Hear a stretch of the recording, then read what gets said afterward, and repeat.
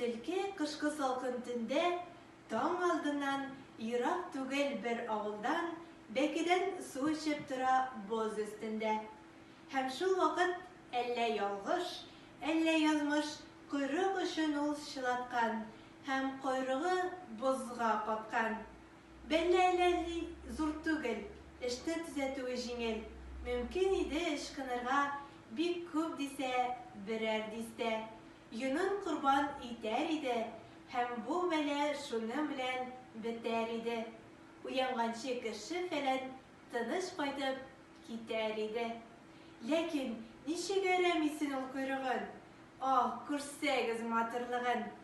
Ялт иттереп уңга-сулга әйләндереп сала бит ул. Ут ялкындай, саф алтындай, җем-җем итеп кала бит ул. Юк, көтәргә кирәк. Халык уянмаган. Ул арада бәлки һава да җылыныр, туңган койрык та ышкыныр. Төлке көтә, көтә һаман.